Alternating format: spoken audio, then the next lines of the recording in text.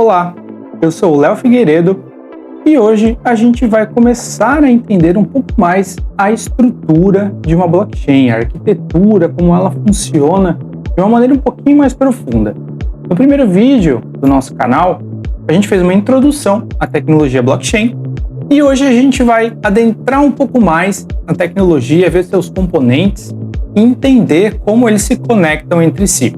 Aproveite para clicar no link aqui na descrição e acessar a nossa comunidade, onde você vai se manter informado sobre novos tópicos, sobre novos vídeos e sobre tudo desse mundo blockchain. Vamos lá? Então, falando da arquitetura da blockchain, a gente viu na introdução que ela é composta por nós, por blocos, e hoje a gente vai entrar um pouquinho mais além e entender como esses nós se conectam e conversam entre si para realmente formar essa rede descentralizada. Além disso, a gente vai falar um pouquinho sobre os algoritmos de consenso, para você entender o que eles são, mas não vai se aprofundar nesse assunto, porque é um conteúdo um pouco mais denso e a gente vai ter um vídeo separado especialmente para isso. E também vai falar um pouquinho das carteiras, as wallets, mas também ainda sem entrar no assunto de criptografia, public key, private key e essas informações que também vão ter um vídeo dedicados a ela, certo? Então hoje a gente vai ter um overview geral sobre qual é o funcionamento dos componentes da blockchain. A gente vai utilizar um diagrama aqui para demonstrar eles funcionando e a gente vai ver passo a passo para você ter uma base de tudo aquilo que a gente falou na introdução, como realmente funciona na prática. Então aqui a gente consegue ver um diagrama geral sobre o funcionamento da blockchain. Obviamente está resumido, né? Tem mais componentes que podem ser adicionados. Aqui a gente não está falando de contratos inteligentes, aqui a gente não está falando da Ethereum Virtual Machine, porque a ideia é ir começando da teoria, da ponta do iceberg, e obviamente tem muito mais coisa para baixo. Então a gente vai devagarinho para trazer você para dentro desse conteúdo, para trazer você para dentro desse mundo de uma maneira leve, fácil de entender, e aonde você vai conseguir passo a passo ir se aprofundando sem ficar confuso ou sem encher muito a sua cabeça com informações, certo? Então aqui a gente tem a representação base de como seria, né, a arquitetura de uma rede blockchain. Como eu falei, tem mais componentes que podem ser adicionados, mas para a gente ter um overview geral, aqui estão alguns dos componentes mais importantes. Então a gente pode ver aqui do lado esquerdo que a gente tem as carteiras, né, as wallets. A gente tem aqui, por exemplo, uma lista de transações que vão ser agrupadas, né, quando essas wallets fizerem alguma transação. A gente tem o mesmo cenário aqui do outro lado e pode ver que isso aqui está sendo conectado em um nó, certo? Então, todos esses caras aqui do meio, eles são nós. Aqui a gente tem um nó, aqui a gente tem outro nó, aqui a gente tem outro nó, e assim por diante. Então, óbvio, aqui eu estou representando 8 nós, mas a gente pode ter uma infinidade de nós dentro de uma blockchain, né? Então, lembre-se que isso aqui é só uma representação para facilitar o entendimento de como ela funciona, perfeito? E a gente pode observar também, pelas setas aqui no meio, que todos esses nós, eles são interligados, ou seja, todos eles conversam entre si.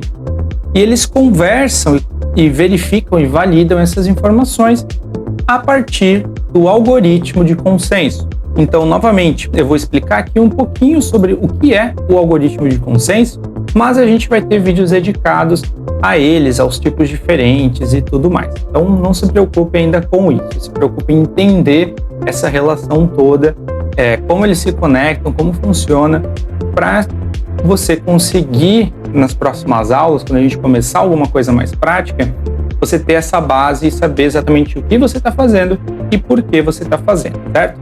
Então, vamos do início, as nossas carteiras. As carteiras, elas são o ponto de origem de uma transação na blockchain, certo? Então, para você fazer uma transação, vamos utilizar aqui o exemplo básico do Bitcoin, né? Porque o Bitcoin, a partir da atualização Taproot, o Bitcoin ele até permite que você crie contratos inteligentes. Nós vamos falar da primeira versão, digamos assim, do Bitcoin, onde a gente não tinha essa capacidade de contratos inteligentes. Então, a função base era transferir bitcoins entre carteiras. Perfeito? Vamos levar isso em consideração. Então, as carteiras, elas precisam ser, entre aspas, criadas para que você tenha uma porta de entrada para essa tecnologia blockchain. Lembrando que muita gente confunde quando você tem lá uma carteira com os seus bitcoins, com a sua moeda e tudo mais, a pessoa acha que esses valores estão ali salvos na carteira, né? Como se fosse uma carteira física dentro do computador ou no seu celular e tudo mais. Mas a carteira, ela não retém essas moedas, certo? Não é igual uma carteira física que você pega o dinheiro e coloca lá. A carteira, ela é mais como uma conta bancária. Os seus dados, eles estão lá nos servidores do banco, lá no Internet Banking ou no aplicativo do banco, você acessa e vê os seus valores.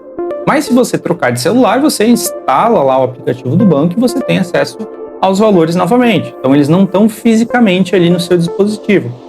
Com a blockchain, numa comparação até um pouco boba, né? Mas é mais ou menos a mesma coisa. Então, a carteira, ela só vai servir para você assinar a sua transação.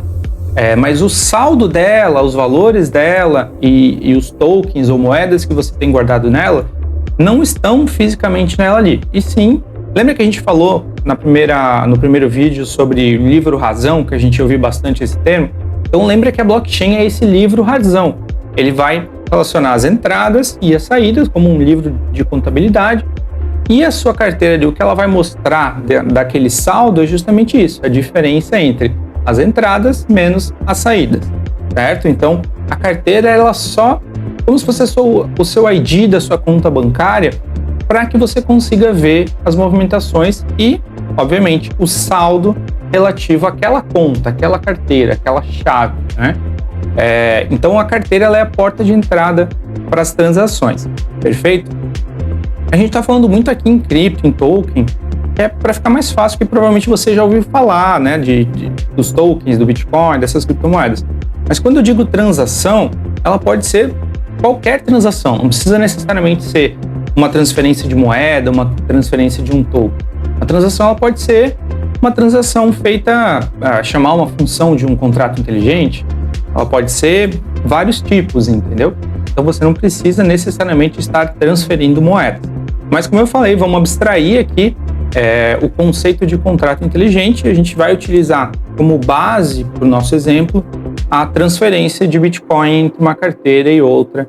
A gente vai ter uma aula só sobre contratos inteligentes, sobre a Ethereum Virtual Machine, e aí eu acredito que vai ficar mais fácil de você entender. Então vamos lá. Aqui estão as carteiras. Aqui eu coloquei lista de transações. Não quer dizer que a carteira ela precisa se conectar a uma lista de transações. Na verdade, a carteira é a origem, né, da transação, e essa carteira ela vai ter que estar conectada a um nó. Então, a sua carteira, quando você instala lá o MetaMask, ele sempre pede o RPC Node, né? Aquilo lá é o host, a URL, o IP, ou seja lá qual for a formatação que você está usando, mas para bater em um nó. Então a nossa carteira ela vai estar apontando para um nó, certo? Geralmente as blockchains aí maiores do mercado, ou a maioria das blockchains, elas têm nós públicos que você pode se conectar. Mas quando a gente vai para o ambiente de desenvolvimento, é importante você criar o seu próprio nó, e existem ferramentas para isso, para você não ter um nó público que vai ter milhares de pessoas ou milhões de pessoas fazendo transações. Você tem o seu nó privado, até com algumas camadas de segurança a mais, que só o seu aplicativo, né, ou a sua empresa, ou enfim, o que você decidir que vai se conectar com aquele nó vai fazer as informações. Então pense num nó quase que como um servidor, porque na verdade ele é quase como um servidor que vai aceitar ali uma API, né, com métodos que você vai chamar, passando parâmetros e dados, e ele vai processar essa informação e depois ele vai interagir com a rede replicando essa informação. Então, de uma maneira resumida, é isso que acontece. Por que eu coloquei aqui entre o nó e o servidor essa lista de transações? Você lembra que a gente falou que o bloco ele é gerado a cada certo tempo, né, dependendo da blockchain, e o nó ele tem E aí a gente vai começar agora a entrar nos detalhes do nó, aliás, obviamente dos nós, mas também dos blocos, né? Então, o nó ele vai ter um registro se assemelhando a uma database, digamos assim, se assemelhando a um banco de dados, onde ele vai guardar os blocos, as informações que são registradas nessa blockchain.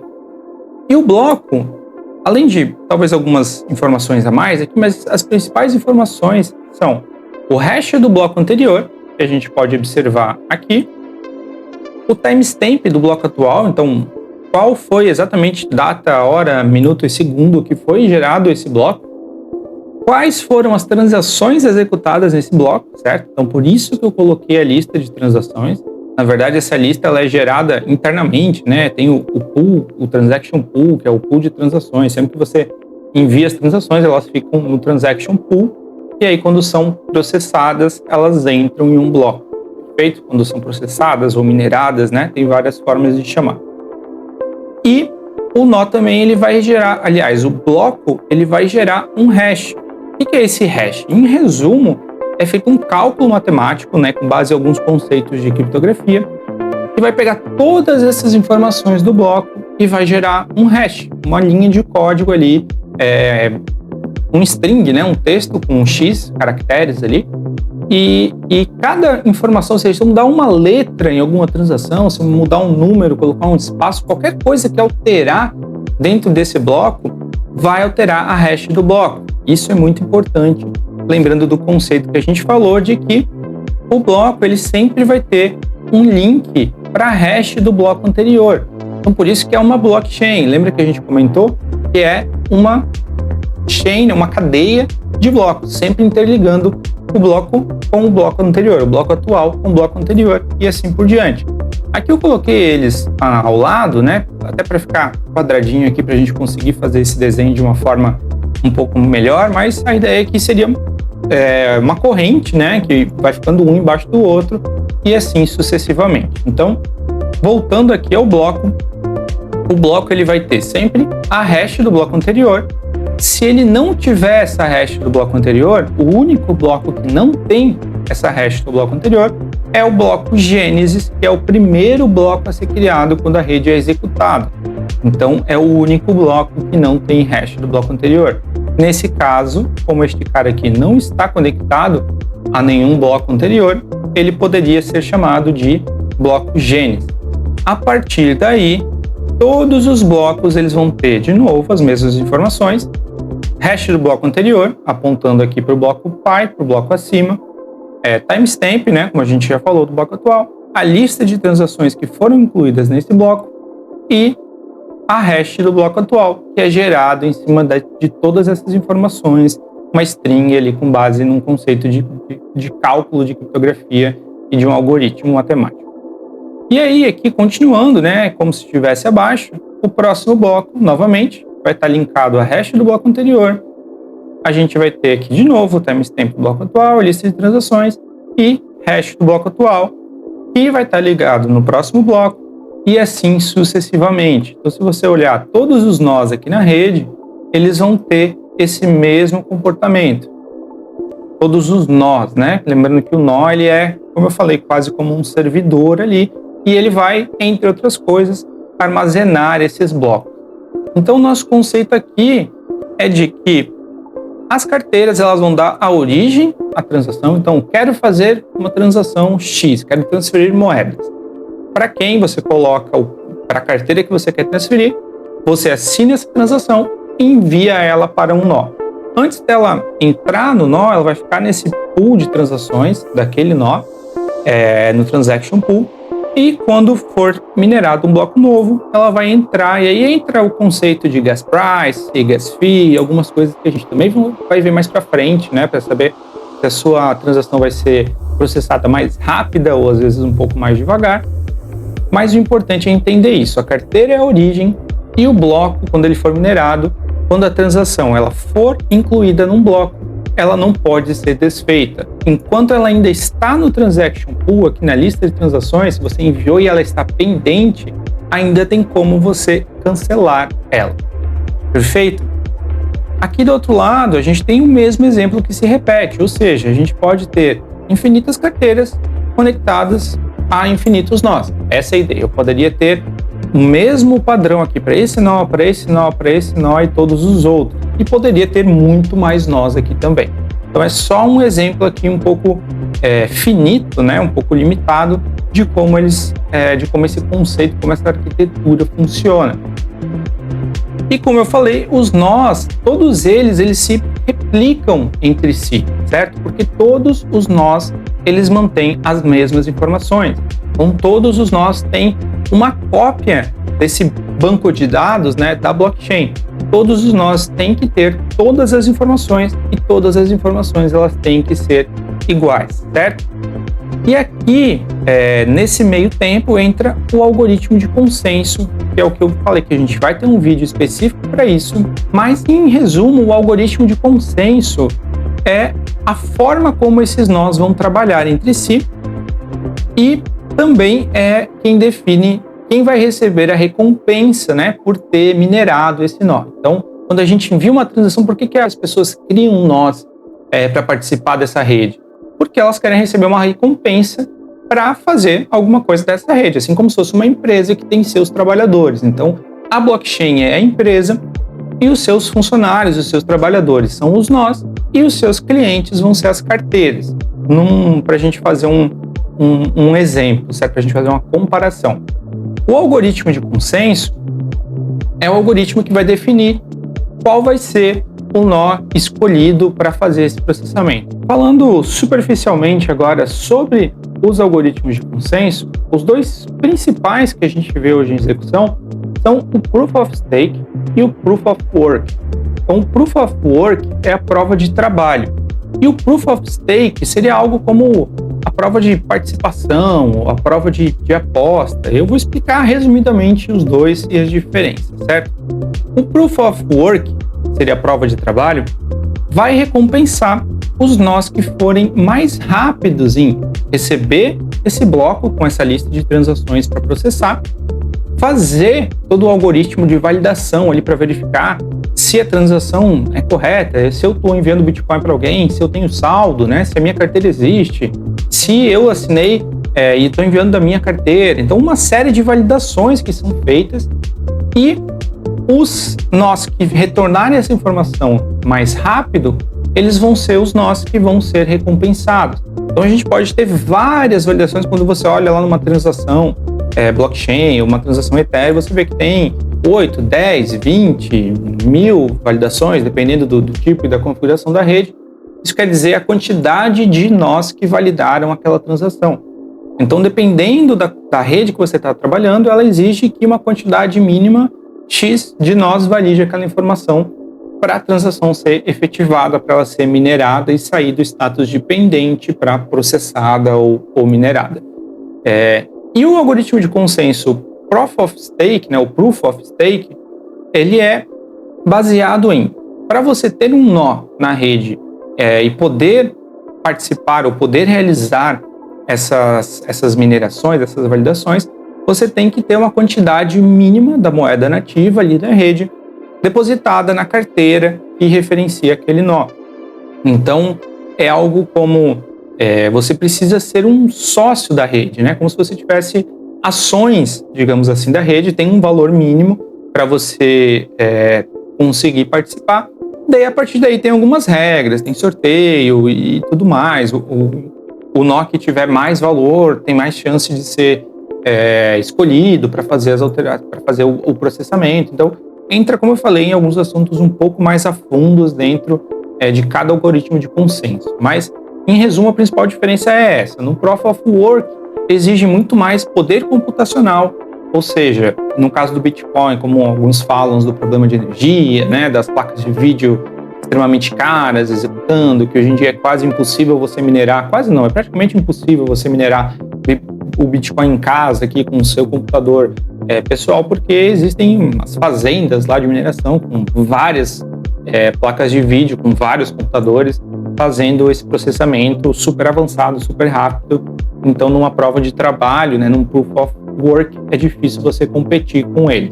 Quando a gente fala do Proof of Stake, não, você pode ter uma máquina, entre aspas, mais básica para fazer e resolver esse algoritmo e processar as transações, mas você precisa ter essa ação da rede blockchain, você precisa ter essa participação dentro da rede, que seria um depósito mínimo para o seu nó poder ser levado em consideração na hora da seleção do nó que vai fazer essa mineração. E como eu falei, são mais de um nó que fazem essa validação, então a gente precisa que mais de um nó validem, para daí sim aquele bloco com aquelas transações serem considerados validados.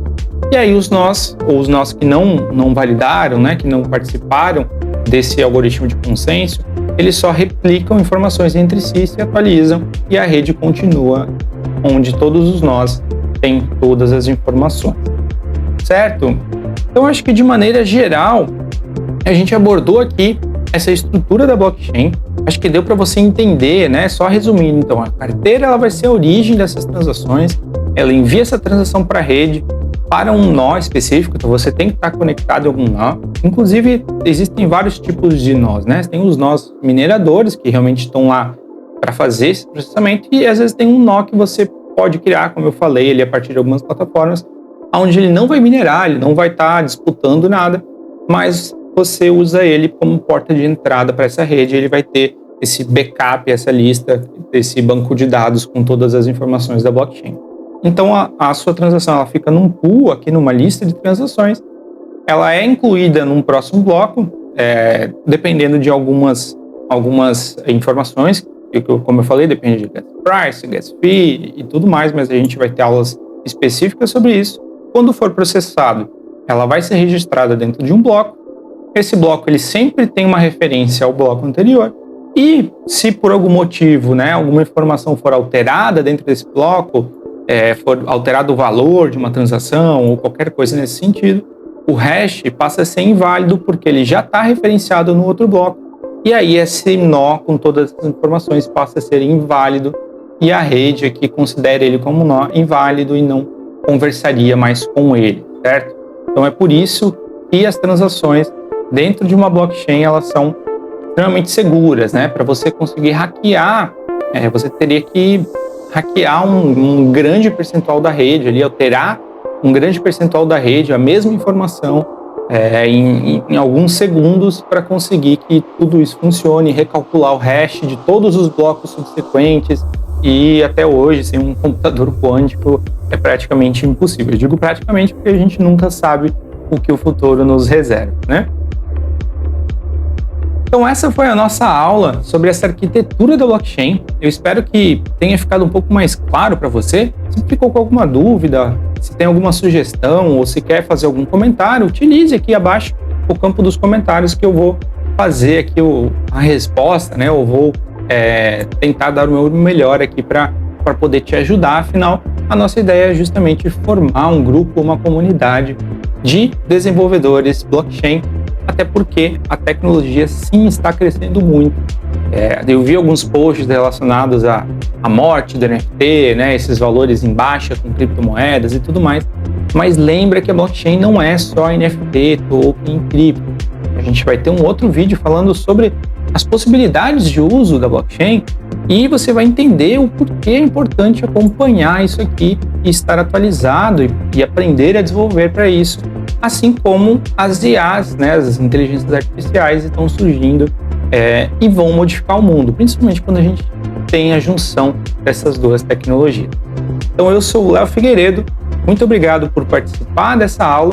Se possível, deixa o seu like aqui, se inscreve no canal para ter mais informações e também entre para a nossa comunidade de desenvolvedores blockchains para a gente te manter informado sobre notícias, novos vídeos, novos tópicos e também para a gente discutir sobre essa tecnologia, eu poder te ajudar com toda a capacidade que eu puder, com o meu conhecimento ou de alguma forma, por essa estrada toda que eu passei, com certeza eu vou conseguir te dar algum auxílio ou pelo menos te indicar onde buscar as informações.